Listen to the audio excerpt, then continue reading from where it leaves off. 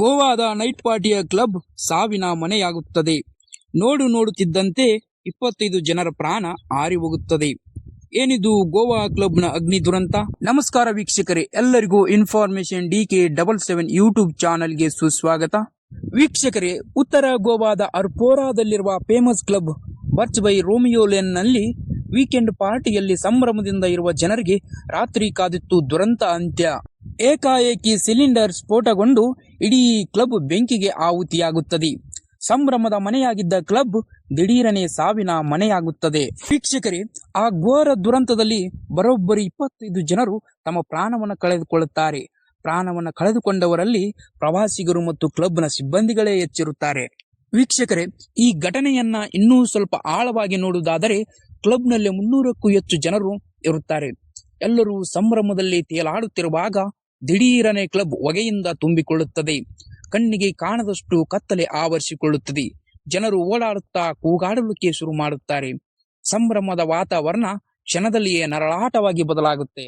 ಹಾಗಾದರೆ ವೀಕ್ಷಕರೇ, 25 ಜನರ ಸಾವಿಗೆ ಕಾರಣವಾದಂತ ಈ ಘಟನೆಗೆ ಮೂಲ ಕಾರಣವಾದರೂ ಏನು ಎಂಬುದನ್ನ ನೋಡೋಣ ಬನ್ನಿ.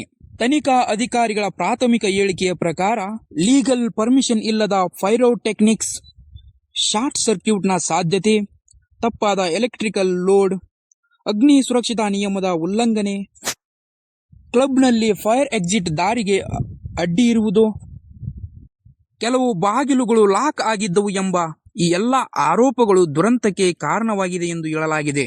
ವೀಕ್ಷಕರೇ, ಆ ಕ್ಲಬ್ನಲ್ಲಿಯೇ ಇದ್ದಂತ ಪ್ರತ್ಯಕ್ಷದರ್ಶಿಯೂ ಆದಂತ ಒಬ್ಬ ಮಹಿಳೆ ಹೇಳುತ್ತಾಳೆ, ನಾವು ಡ್ಯಾನ್ಸ್ ಮಾಡುತ್ತಿರುವಾಗ ಏನೂ ಅರ್ಥವಾಗಲಿಲ್ಲ. ಹಠಾತ್ ಆಗಿ ಕ್ಲಬ್ ತುಂಬ ಹೊಗೆ ತುಂಬಿಕೊಳ್ಳುತ್ತೆ, ಎಲ್ಲ ಕಡೆ ಕತ್ತಲು, ಜನರು ಒಬ್ಬರ ಮೇಲೆ ಒಬ್ಬರು ಬೀಳುತ್ತಾರೆ ಎಂದು ಆ ಮಹಿಳೆ ಅಳುತ್ತಾ ಹೇಳುತ್ತಾಳೆ. ಇನ್ನೊಬ್ಬ ಪ್ರತ್ಯಕ್ಷದರ್ಶಿ ಹೇಳುತ್ತಾರೆ, ಹುಡುಗ ಹುಡುಗಿಯರು ಗೇಟಿನ ಬಳಿ ಒದ್ದಾಡುತ್ತಿದ್ದರು, ಹೊರಗೆ ಬರುವ ದಾರಿ ಸರಿಯಾಗಿ ಕಾಣಿಸುತ್ತಿರಲಿಲ್ಲ ಎಂದು ಹೇಳುತ್ತಾರೆ.